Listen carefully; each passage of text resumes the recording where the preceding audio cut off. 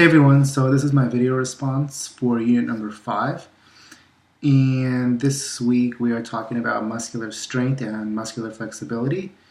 And one piece of new information that I learned from the readings this week was based on older individuals and how exercise can be hampered in older individuals if they do not have active range of motion. And that was learned in the textbook, which is so incredibly important and noteworthy because, a lot of people that I work out with personally are older actually. And I've noticed that a lot of older people who are really flexible are able to run and do different types of exercise better than the people that are not as extremely flexible. So I think it's very important that we create this kind of balance and we always focus on our flexibility, and that's probably the most important fact that I've learned from the textbook this week when the readings, because knowing how to appropriately exercise and have flexibility throughout lifelong fitness is very important in my opinion, and that's wellness for lifelong, and that's really what I'm about. So that was really important and pertinent information. In regards to the article that I reviewed, it was on dynamic stretching and also comparing static stretching with dynamic stretching. And the article discussed how dynamic stretching is as important, if not more important, than static stretching. So in the article, it was argued that dynamic stretching would actually be more effective than static stretching if it's done on a circumstantial basis.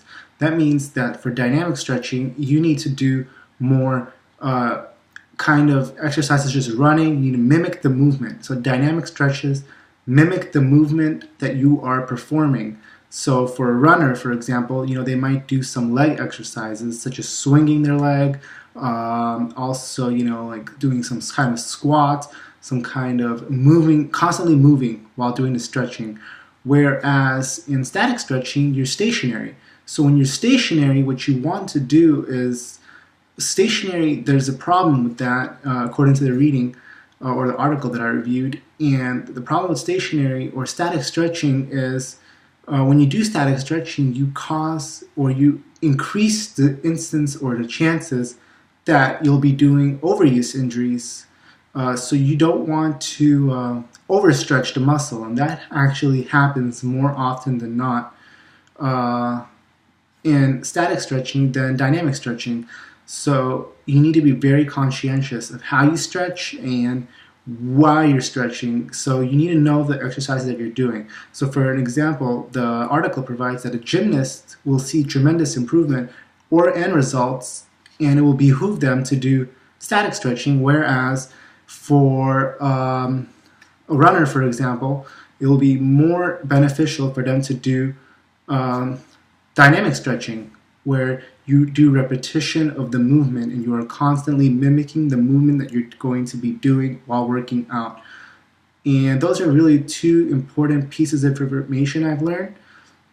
One other piece of information that I've learned that's very important and noteworthy is how important it is to actively stretch before and after an exercise, but more important to stretch before an exercise than after an exercise, because it actually reduces the chances of injury. However, I remember when I took the Principles of Physical Conditioning class, the author in the textbook argued that it was not beneficial to stretch before a workout, and that stretches should be kept for after a workout, because stretches or increase flexibility and also decrease the prevalence of lactic acid in the muscles, which causes the sensation of soreness that we feel after working out. So I guess in terms of that, I'm not really sure which way I go. I like to stretch before and after. I like to do static stretching personally, even though I know dynamic stretching is more superior.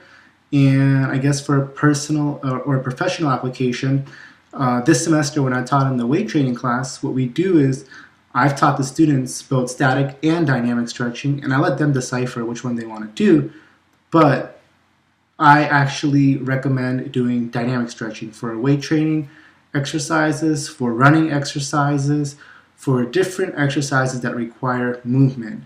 Whereas, once again, for static stretching, I'd recommend for gymnasts, for someone that's doing a lot of stationary, static movements or non movements, to do static stretching in lieu of dynamic stretching. And that's pretty much it for this week.